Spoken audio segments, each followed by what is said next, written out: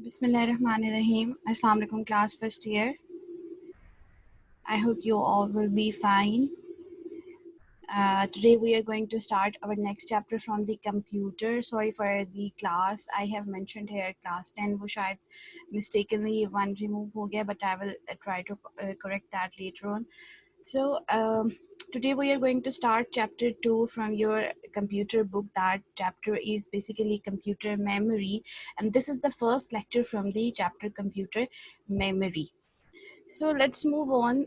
First of all, we must know what we are going to discuss in this chapter.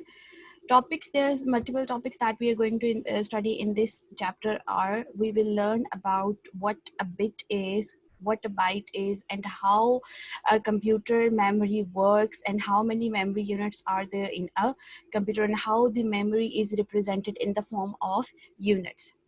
We will also learn about different types of memory, that how many types it is being categorized, and what kind of functionality do they have. And we will also learn about chip memory and magnetic memory. We will discuss their types even, and we will know the working of chip memory and magnetic memory as well.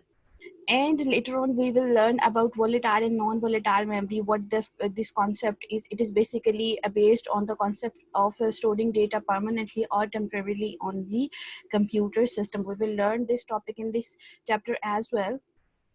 And we will describe some different types of memory, that includes RAM, ROM, internal processor memory. What does these memory are used for, and what does this stands for, and what is their different functionality, and how do they differ from each other as well. And we will discuss some access modes, that what kind of mode a memory uses, what kind of a sequence, what kind of a way a memory device, a physical device, access the data. That includes sequential access and direct access. We will discuss these two methods in today's lecture as well.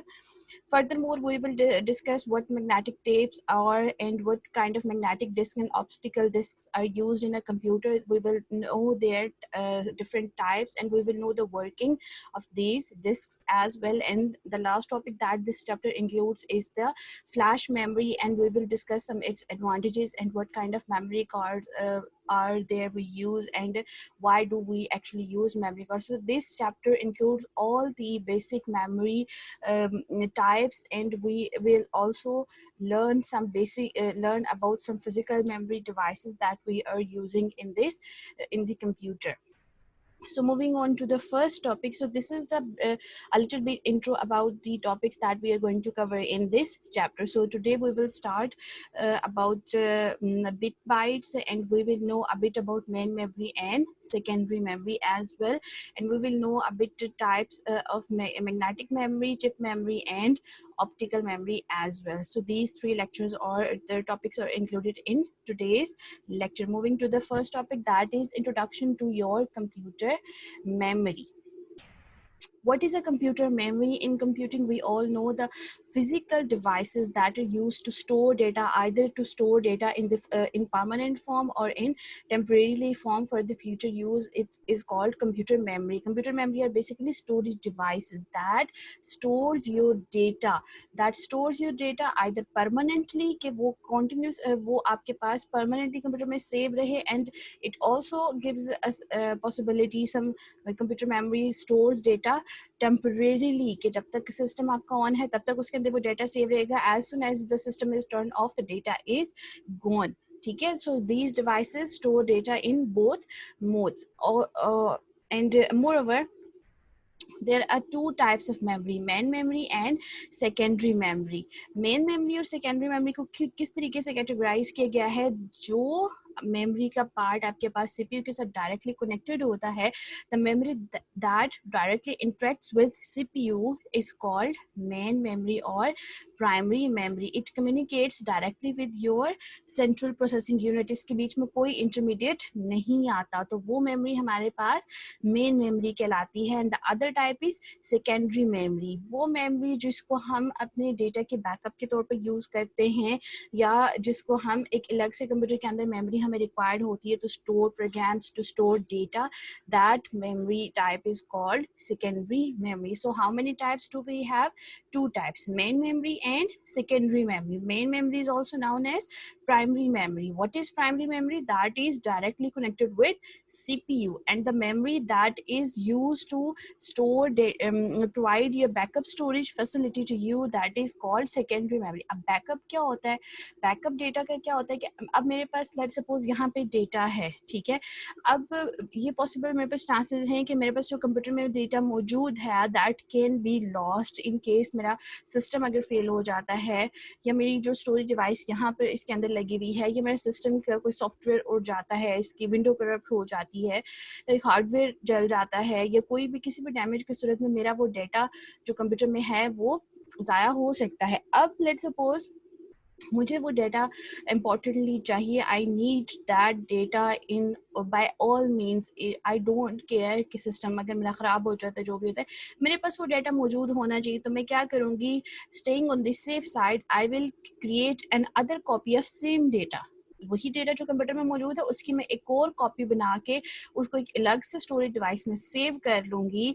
तो वो data मैंने क्या किया है, as a backup ले लिया है अपने ओरिजिनल डेटा का. अब मुझे कोई डर नहीं है कि अगर मेरा सिस्टम फेल हो जाता है, सिस्टम का हार्डवेयर फेल हो जाता है, या सिस्टम के अंदर से वो डेटा किसी तरीके से डिलीट भी हो जाता है, तो मैंने जो उसकी कॉपी क्रिएट की थी, दूसरे स्टोरेज डिवाइस में सेव किया था, वहाँ से मैं उसका बैकअप लेके, बैकअप के थ्रू मैं उस डेटा को रिकवर कर सकती हूँ. So this is the backup term for you. I hope आप लोगों को बैकअप की समझ आ गई होगी.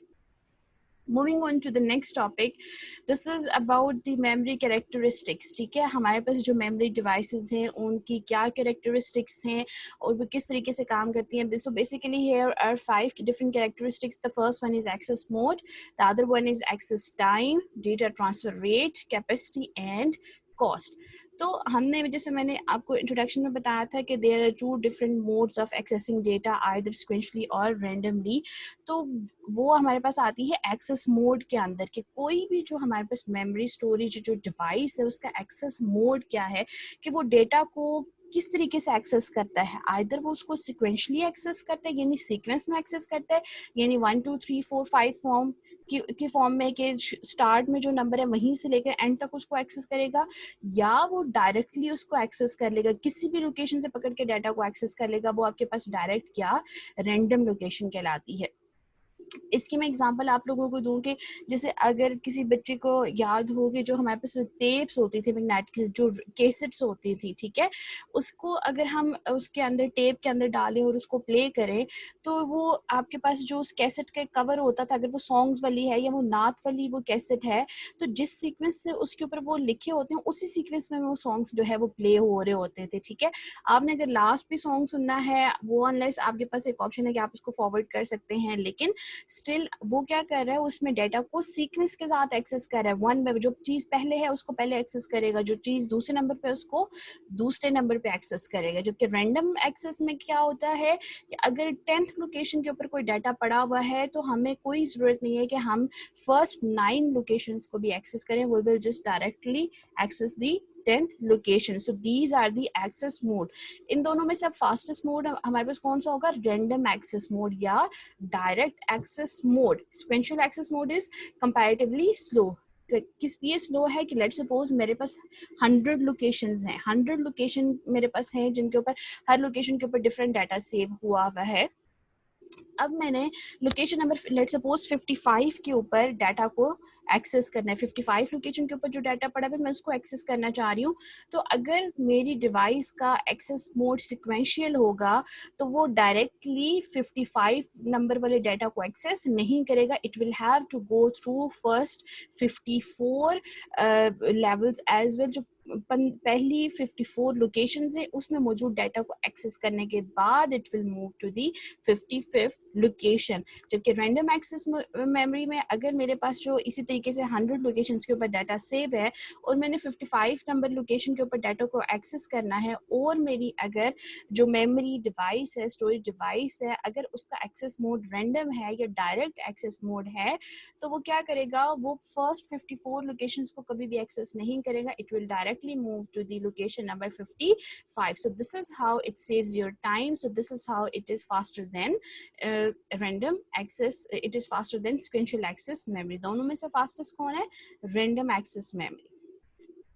The second characteristics is access time. Access time में हमारे पास मेन मेमोरी में जो सेकेंडरी मेमोरी से मेन मेमोरी के अंदर डेटा ट्रांसफर होने में कितना टाइम लग रहा है, that is your access time. आपके पास कंप्यूटर के अंदर जो भी हम प्रोग्राम्स ओपन करते हैं, अभी जैसे मेरे पास ये प्रोग्राम ओपन हुआ हुआ है, ये सेव तो हार्ड डिस्क में है, लेकिन क्योंकि अभी मैं इसको यूज कर रही हूँ तो ये रैम के अंदर लोड हुआ हुआ है. रैम को हम आगे पढ़ेंगे कि क्या चीज है, अभी सिर्फ इतने से कॉन्सेप्ट को अंडरस्टैंड कर ले. ठीक है, अब जो एक्सेस टाइम क्या है कि मेन मेमोरी से उसने मेरी फाइल को उठा के रैम के अंदर लोड करने में कितना टाइम लगाया है, that is your access time. Access time आपके पास मोस्टली डिवाइसेस जो फास्टली डेटा एक्सेस करती है उनका एक्सेस टाइम ज्यादा होता है, और जिनकी स्पीड कम होती है उनका एक्सेस टाइम ऑब्वियसली कम होता है.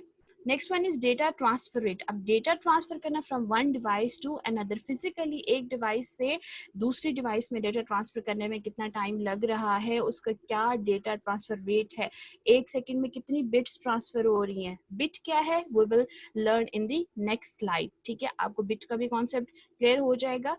तो डेटा हमारे पास एक डिवाइस से दूसरी डिवाइस में ट्रांसफर होने में कितना टाइम लग रहा है, कितनी स्पीड है उसकी, एक सेकंड में कितनी बिट्स ट्रांसफर हो रही है, that is also a characteristics of a memory.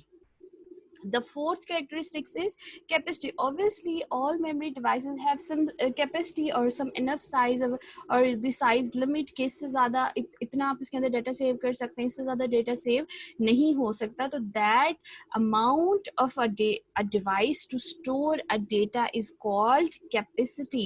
capacity कितनी है, जितनी आपके पास डिवाइस की जितनी ज़्यादा कैपेसिटी होगी, जितना उसके साइज डेटा को सेव करने का उसके अंदर कैपेसिटी जितनी होगी उतना आप उसके अंदर डाटा सेव कर सकते हैं. कोई भी डिवाइसेस, जैसे आप लोगों को मैं इसकी एग्जांपल देती हूँ, आप लोग जो मोबाइल फ़ोन यूज़ करते हैं या मोबाइल फ़ोन आपने परचेज़ किया, बहुत सारे बच्चे उसके अंदर मेमोरी कार्ड यूज़ कर रहे होंगे. क्यों? क्योंकि आपके मोबाइल के अंदर जो मेमोरी है उसकी कैपेसिटी इतनी ज़्यादा नहीं है कि वो एक्स्ट्रा डेटा को सेव कर सके. तो हम क्या करते हैं, बहुत सारी अपनी पिक्चर्स, इमेजेस वगैरह मेमोरी कार्ड में सेव करके उसको हमने मोबाइल के अंदर इंसर्ट किया होता है, जिससे हमारे मोबाइल की क्या होती है, स्टोरेज जो है वो इंक्रीज हो जाती है. तो हम जितनी ज़्यादा बड़े साइज वाला मेमोरी कार्ड लेंगे उसकी कैपेसिटी उतनी ही ज़्यादा होगी और वो उतना ही कैपेबल होगा उतना ज़्यादा डेटा अपने अंदर सेव करने का. Similarly cost comes at the last characteristics. Cost क्या है, जितनी ज़्यादा आप कैपेसिटी वाली वो मेमोरीज डिवाइस परचेज करेंगे आपको उतनी ही कॉस्ट उसकी बेयर करनी पड़ेगी. अगर आपके पास लेस कैपेसिटी वाली मेमोरी डिवाइस है then you have to bear a less cost. और अगर आप चाहते हैं कि आपको एक हैवी कैपेसिटी वाली आपको अच्छा खासा डेटा सेव करना है तो आपको बड़े साइज की कोई मेमोरी डिवाइस चाहिए, तो आपको उस हिसाब से उतनी ही कॉस्ट बेयर करनी पड़ेगी. So these are the basic characteristics and these characteristics किसकी है ये, these are characteristics of memory, characteristics of computer memory. Moving on to the next topic, that is about bit and byte. It is the memory terminologies that what we are going to share here. Computer के अंदर हमारे पास data किस form में represent होता है. हमने हमेशा बात की है कि कंप्यूटर के अंदर कंप्यूटर डिजिटल लैंग्वेज अंडरस्टैंड करता है, कंप्यूटर बाइनरी लैंग्वेज अंडरस्टैंड करता है. अब वो बाइनरी लैंग्वेज क्या है, तो उसको कंप्यूटर का जो साइज है, कंप्यूटर की मेमोरी है, वो भी हम बात करते हैं कि जी इतने बाइट्स क्यों नहीं चाहिए. अब वो बाइट्स क्या हैं, बिट्स क्या हैं, ठीक है, जैसे मैंने पीछे अभी बात की. तो कंप्यूटर के अंदर जो मेमोरी टर्मिनोलॉजी के अंदर दो चीज़ें आपके पास यूज होती हैं जो कि कंप्यूटर की मेमोरी को रिप्रेजेंट करती हैं. One is bit, the other one is byte. The small let's discuss the bit first. The smallest unit of computer memory, जो कंप्यूटर का सबसे छोटा यूनिट है मेमोरी का, that is called bit. ठीक है, अब आपके पास कंप्यूटर की ऑब्वियसली बाइनरी लैंग्वेज है तो उसके अंदर दो ही डिजिट्स हैं, 0 और 1. तो ये हमारे पास दो बिट्स हैं, एक बिट हमारे पास 0 है, दूसरी बिट हमारे पास 1 है. Remember, bit is the smallest unit of computer memory. अब कंप्यूटर के अंदर हमारे पास बहुत सारे मेमोरी सेल्स होते हैं, उन मेमोरी सेल्स की आपके पास डिफरेंट स्टेट्स होती हैं, उन मेमोरी सेल्स के अंदर आपके पास डाटा सेव किया जाता है। तो मेमोरी सेल की जो कंप्यूटर के अंदर मेमोरी सेल्स हैं उनकी दो ही स्टेट हो सकती हैं, या तो ऑन स्टेट होती है या ऑफ स्टेट होती है। अगर ऑन स्टेट है तो दैट मीन्स उस सेल के ऊपर बिट 1 मौजूद है, अगर उस सेल की ऑफ स्टेट है दैट मीन वो सेल हमारे पास बिट 0 को रिप्रेजेंट कर रहा है, ठीक है। तो कंप्यूटर के अंदर मेमोरी सेल्स होते हैं जिनकी स्टेट्स होती हैं ऑन एंड ऑफ, और ऑन 1 स्टेट को रिप्रेजेंट करता है, ऑफ जो है वो 0 को रिप्रेजेंट करता है। तो ये जो 0 एक डिजिट है दैट इज 1 बिट, जो 1 है that is also an 1 bit. तो दोनों को अगर कंबाइन करते तो टोटल कितनी बिट्स हैं, ये 2 बिट्स बनती है, 0 और 1 टोटल 2 bits हैं। This is the smallest unit of computer memory.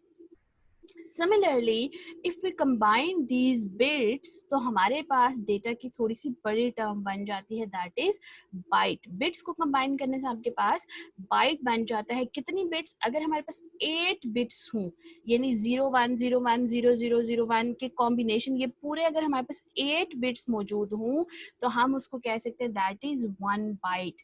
ये आपके पास कंप्यूटर का साइज, कंप्यूटर की मेमोरी का साइज मेजर करने के लिए है, ठीक है। कोई भी जैसे हर चीज को, जैसे वाटर है उसको हम मेजर किया जा सकता है, जैसे लेंथ है किसी चीज की, लेंथ विड्थ को मेजर किया जा सकता है, ठीक है।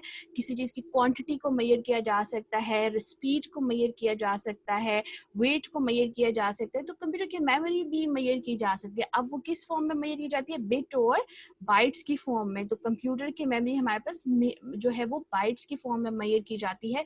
बाइट्स किससे मिलकर बनते हैं, हमारे पास बिट्स से मिलकर बनते हैं। तो 8 बिट्स हमारे पास 1 बाइट बनता है, और एक बाइट हमारे पास एक सिंगल कैरेक्टर को स्टोर करता है। जैसे मैंने ये कैरेक्टर्स यहाँ पे लिखे हुए हैं, capital A, small A, H, ये हमारे पास स्पेशल कैरेक्टर है।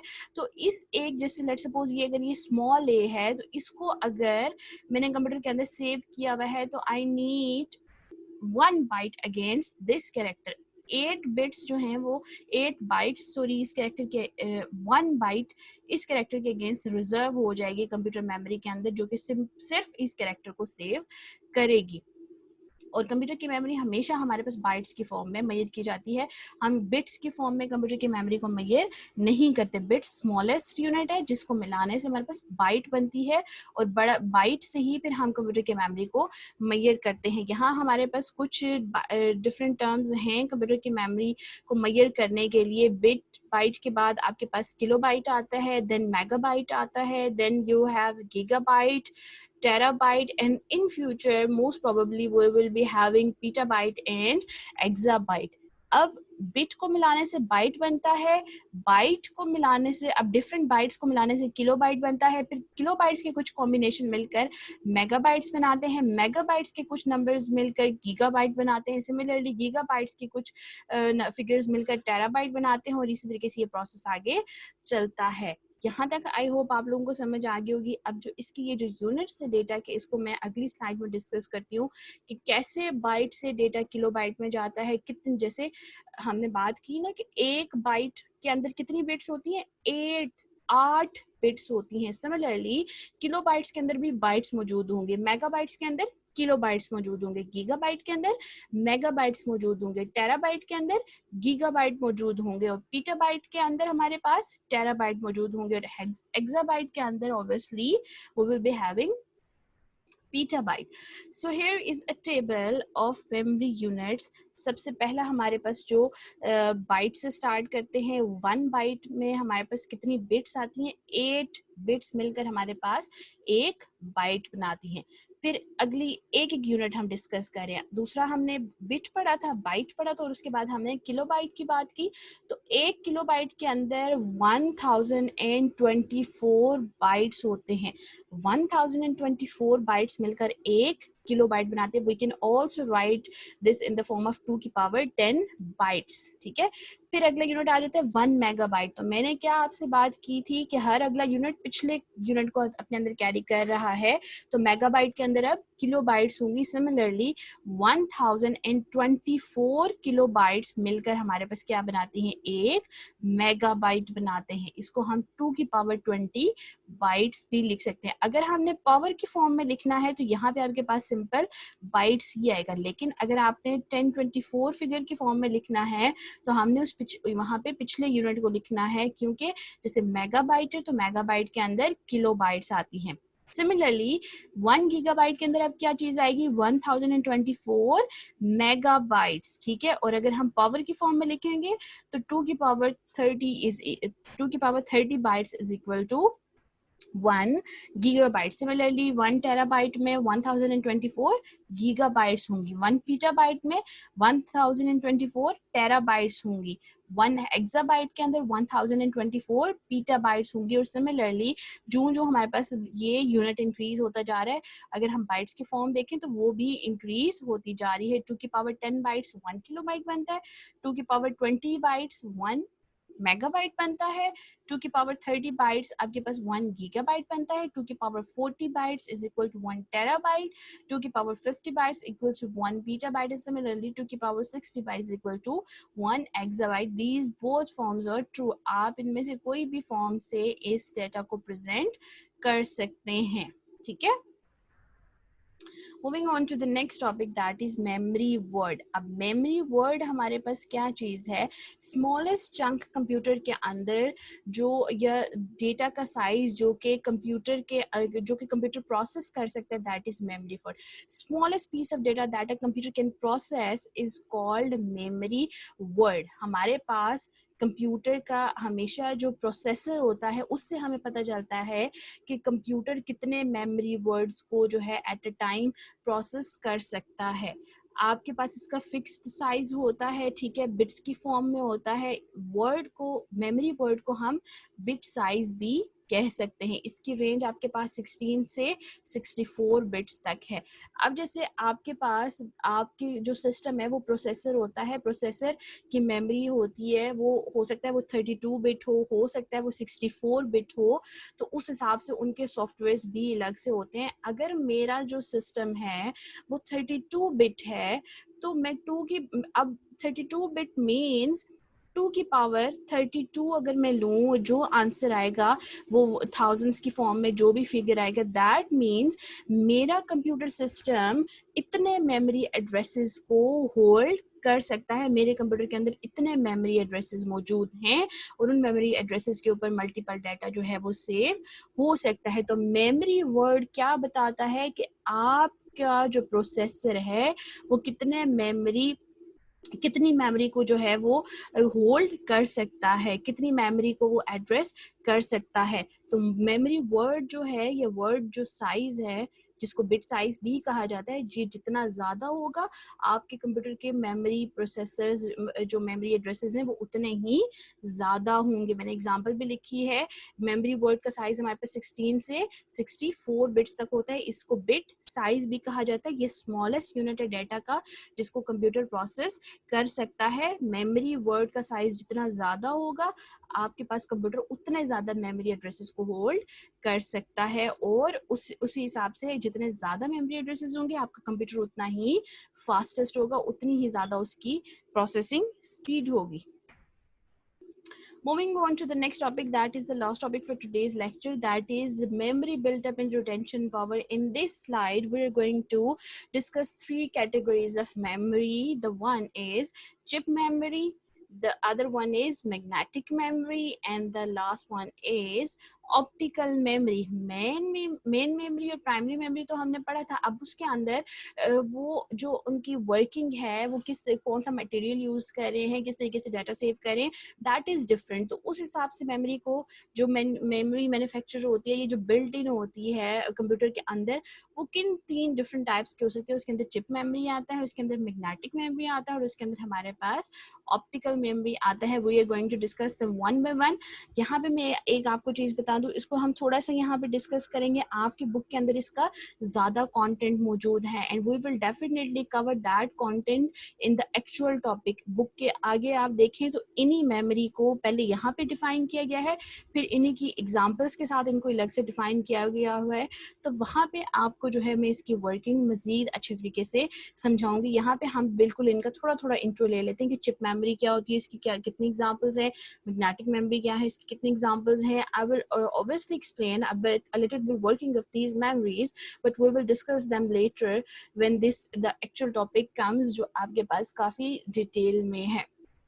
So first of all is chip memory. It is small integrated chips. ICs इसके अंदर होती हैं, simple chip memory होती है जिसके अंदर millions of transistors होते हैं. This is the fastest memory as compared to other two, magnetic memory and optical memory. से अगर इसको हम compare करें तो this is the fastest memory to access because it has no moving part. I will request you guys to follow the book as well. Keep the book aside with these. Keep the book with you while listening to this lecture so that you can also view the images that are being shown on the book। के आपके पास chip memory में RAM की picture बनी होगी, रोम की picture बनी होगी। Simple chips हैं जो कि इंटीग्रेटेड सर्किट्स हैं, they hold millions of transistor in them and this is fastest memory as it has no moving part. आपके पास स्टिल होती है और इसके एग्जांपल्स हैं हमारे पास रैम होगी, रोम होगी, कैश मेमोरी, जो हमारे पास मेमोरी कार्ड्स होते हैं, these are also called chip memory। The other type is magnetic memory। Magnetic memory is a widely used storage media because it is cheap. You know that cheap things are more into use because usually people cannot bear a lot of cost for different devices. So magnetic memory is cheaper because so that's why it is widely used. It has some a magnetized medium to store data on it।